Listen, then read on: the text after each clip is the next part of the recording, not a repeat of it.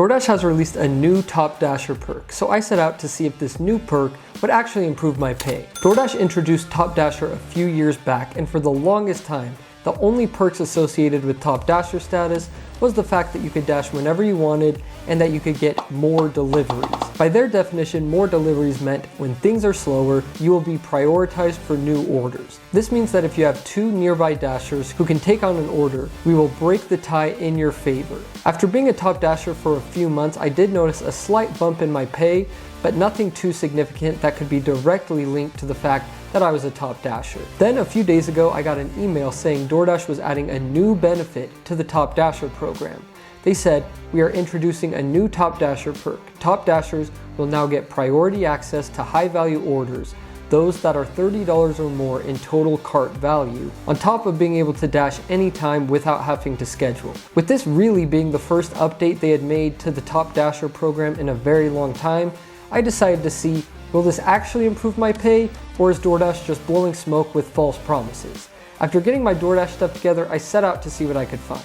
The way I will be seeing if DoorDash is really doing what they say they're doing is by tracking how many $30 plus orders I get and what the average tip is per order. I figured this is the best way to track things, considering they specifically say that top dashers will now get priority access to high value orders, those that are $30 or more in total cart value, and that in turn will mean bigger tips. I decided to go out on a Monday since this is one of the slowest days in my area, hoping that with this new perk, it would boost the amount of money I could make. The first order I got was to, of course, McDonald's. It's not a true DoorDash shift unless you start off with a good old long wait at McDonald's. This order's subtotal was actually $50 to my surprise. After dropping it off, I could see that the customer tipped $4.50, bringing our totals to 1 for 1 on the $30 plus orders and an average tip so far of $4.50. Not bad.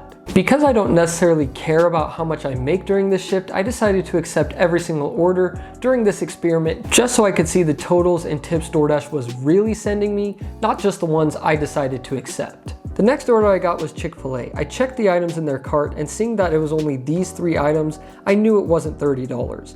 After dropping it off, the tip ended up being $3.50, bringing our totals to this so far. The next few orders I got were fairly large payouts, so I figured this might mean big tips and big orders. But to my surprise, 2 of those orders were below $30 and the tips weren't very high either. At this point, I didn't really feel like the new perk was helping me out at all. Well guys, we just finished our second hour of this whole experiment and we're at $38.75, which is not bad at all. For a Monday, accepting every order, obviously that's not bad. That's over $19 an hour on average. So we're doing good in that department. And so far we've had 3 out of the 5 orders be over $30 and our average tip is $3.60. So not that high of a tip so far, and we're kind of going through peak dinner rush right now. So I don't know, but I actually just got my next order. We got this one to McDonald's. $6, 3.4 miles, and it's 5 items. All right, so it looks like, let's see these items. Yeah, that is not a $30 order. So that brings our new total to 3 out of 6 orders that have been above $30. And I'm assuming this tip is going to be about $3.50. But let's go pick it up, drop it off, and see. Oh, good. Gotta love McDonald's. Which lane? I always choose the wrong lane. I don't know what it is, but for some reason, the lane I choose, it always moves slower than the other one. So I'm gonna go ahead, choose the right. We'll see how long this takes. Let's freaking go, guys. I did choose the right line this time. Thank goodness. That only took about 6 minutes to get through that fairly long line at McDonald's. Let's go see what this tip is. Yeah, so that tip was only $3.50 like I thought. So that keeps our average tip for this shift at virtually the same thing. And let's see. Oh boy. Guys, come on. Can you see this? $6.50, 13 miles. I mean, I'm going to accept it just because I don't necessarily care about the money for this shift. And I'm just trying to see what orders DoorDash is sending me. So anyways, we gotta go pick it up. Let's go. Surprisingly, this order only took about 15 minutes to complete. Only a 3-minute drive there, the order was ready when I showed up, and only a 12-minute drive to the drop-off location. By that point, I was heading out of the dinner hours, which is really when I wanted to test this, because that's when the most $30 orders are. But when I got home that night, I thought to myself, well, let's see if this has any effect on the really slow times of day. So the next day, I decided to go out at 3:30 in the afternoon, because that is definitely one of the slowest times in my area. All right, guys, this is the next day. We got our first order already, and it's McDonald's, $4, 2.9 miles, 9 items though. Let me go ahead and accept that, and we'll see what the items are. All right, we got 20-piece nugget, Coke, 2 sauces, 2 cheeseburger meals, a Sprite, and a pie. I'm guessing that's not $30. Upon further review, I entered all the items into DoorDash and confirmed it was below $30. And I'm guessing this is only going to be about a $1.50 tip, so we'll see what our totals are after this one.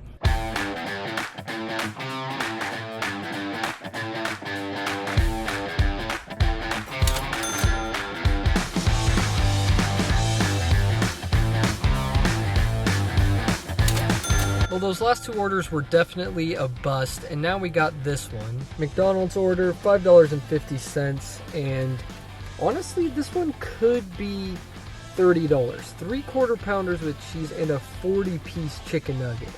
That's a fairly expensive meal, so I'm gonna go ahead and say that this one is $30. Let's go see how much they tipped. Probably only $3 though.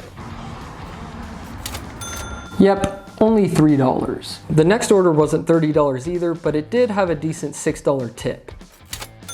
Alright guys, we're now out of the slow times. Here are our totals so far, and for that 1 hour and 19 minutes that we went, we did actually average over $18 an hour, which during one of the slowest times of the day is actually not too bad. So there's optimism in that number, but the other numbers, not looking like it's making too much of a difference. But I am gonna go for probably an hour and a half, maybe 2 hours longer, see if this dinner shift is any better than the last, and I'll catch up with you guys after that.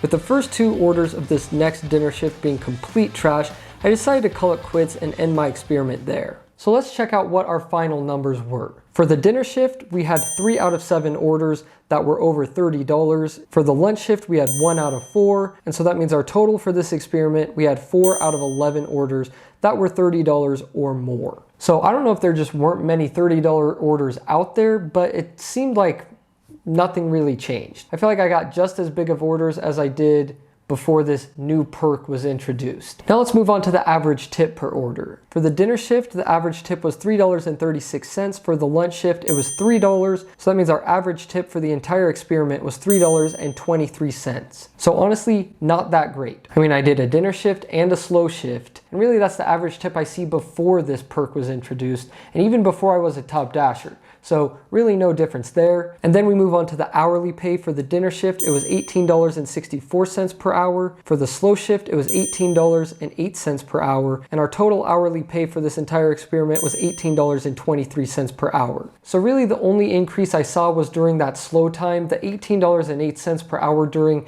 the slowest hour of the day is not bad at all, but obviously this was just 1 hour, could have just been a random hour, and the fact that it's getting into winter time and there's more snow and people don't want to go out as much, I've noticed less slow times just in general anyway. So overall, I don't really see much of a difference with this. I could have done a way longer experiment, but I wasn't seeing the results that I thought I would, so I figured, why keep pushing it? I mean, this data can pretty clearly show that this new perk is probably just a way for DoorDash to get more people to strive for top dasher. That's just my opinion. Maybe if I had done this for a whole week, I would see a difference. There's really no way to know. Anyways, thanks for watching. Make sure you subscribed if you enjoyed the video, and I'll see you guys next time.